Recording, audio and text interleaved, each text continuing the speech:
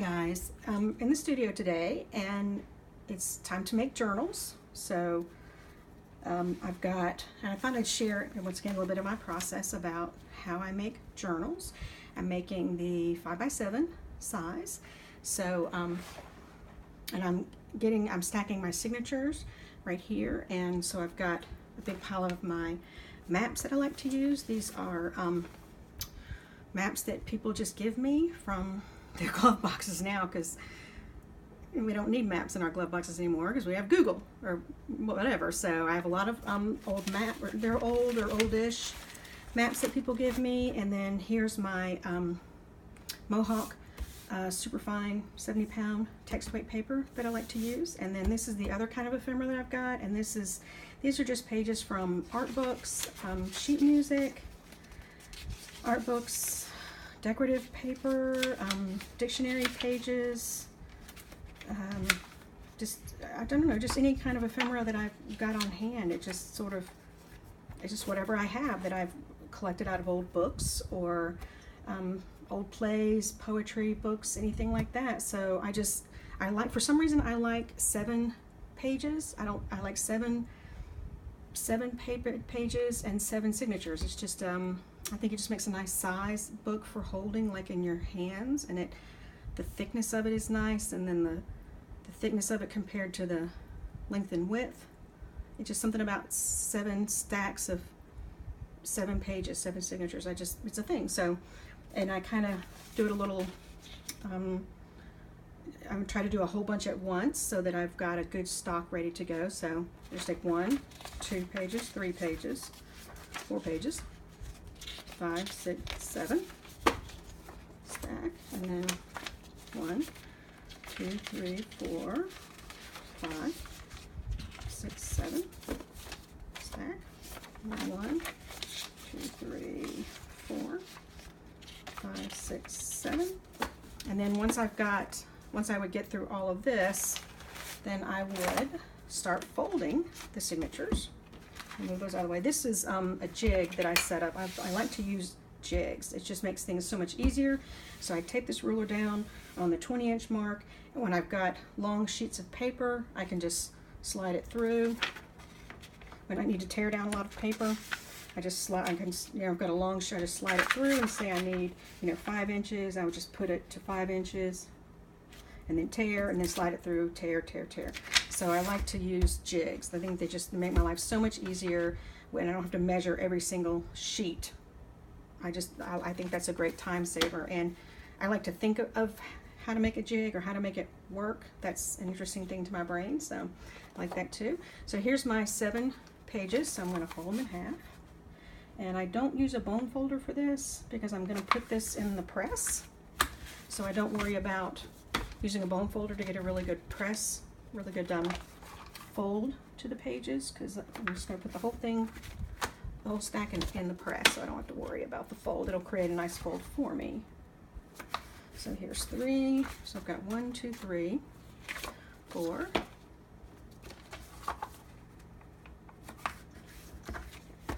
5. And I want it, when I'm stacking the pages, like this piece of the map is not 10 inches exactly.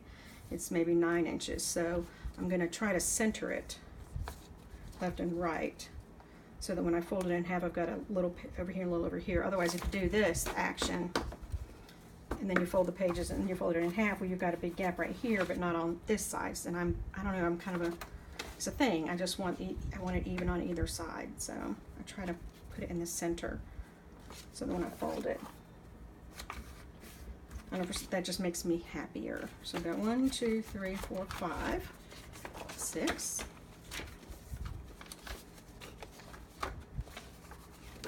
And sometimes the papers want to go, they want to wander around, so you have to be a little bit more assertive with it. There's 6 and 7.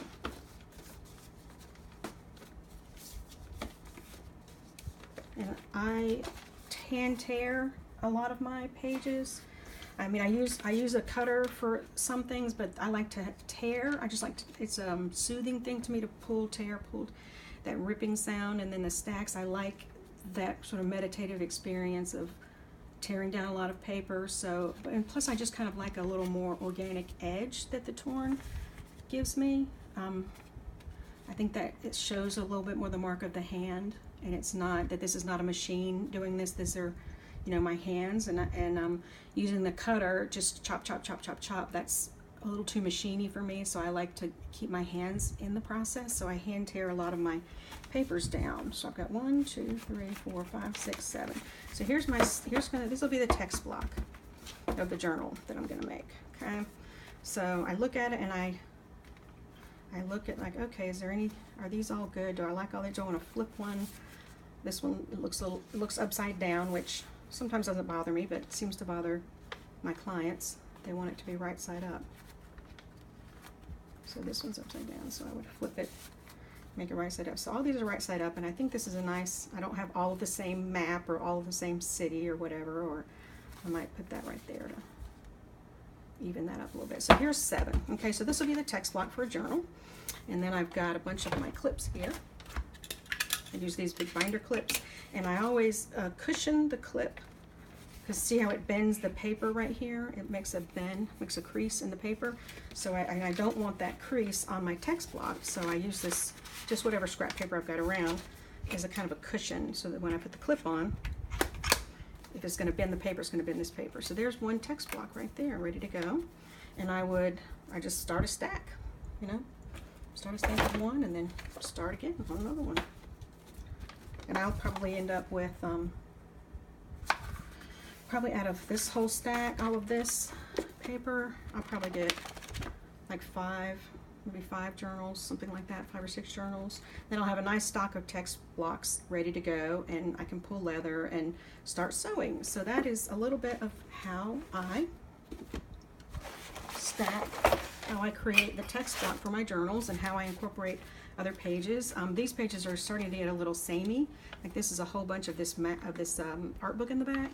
So I'm going to pull a dictionary and kind of look in my magic bin and see what other papers I've got that I can go ahead and tear down to mix in, to kind of mix up these art pages right here. So who knows what I'll find in my stash.